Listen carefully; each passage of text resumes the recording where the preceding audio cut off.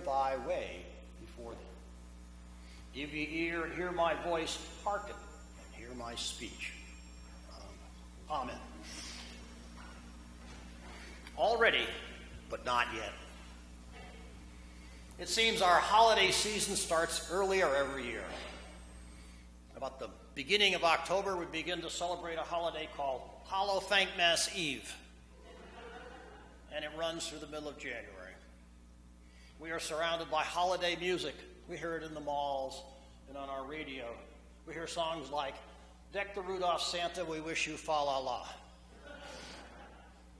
Our decorations become more ornate with many more lights, but much less Christian. Nativity scenes disappear like a southern snow. As Anglicans, we must exhibit a certain spiritual patience at this time of year. Already, but not yet.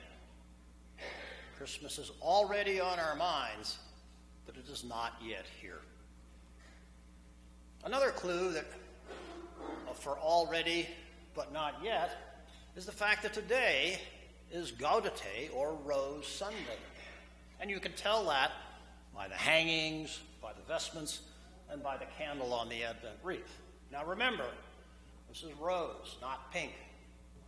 Anglican clergy don't wear pink vestments.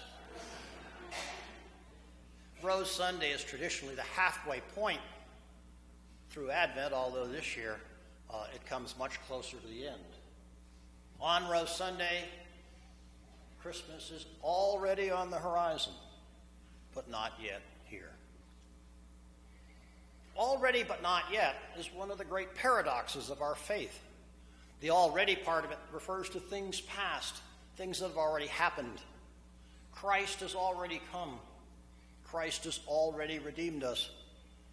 Christ has already given us the sacraments. Christ has already won the battle between good and evil. We, however, are not yet there. We are a people fallen from grace, and we can make his victory meaningless. We may have one foot in heaven, but we are not yet there. We see this paradox of already but not yet, this dichotomy of past and future in our liturgy and our service of Holy Communion.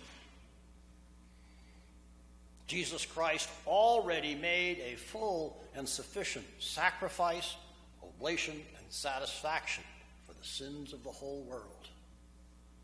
But he is not yet finished. He commandeth us to continue. The merits and death of thy Son, Jesus Christ, have already happened, so that we may obtain remission for our sins.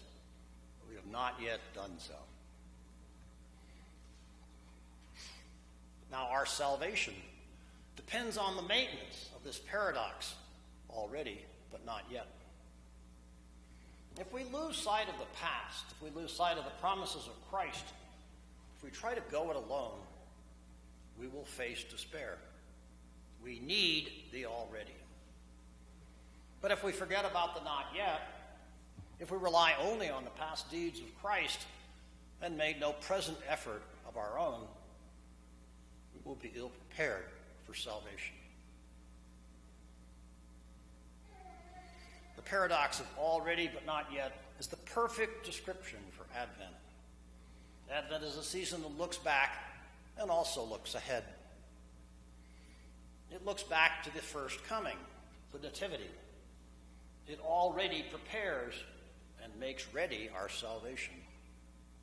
We heard in the collect this morning, thy first coming did prepare thy way before thee. But Advent also looks forward to the second coming, to the end times. Remember on Advent 1, we heard these words, that in the last day, when he shall come again in his glorious majesty to judge both the quick and the dead. Last week we heard about the Son of Man coming in a cloud of power and great glory. And today we heard about the second coming to judge the world. Now the end times, the second coming, are not yet here. And that's good news.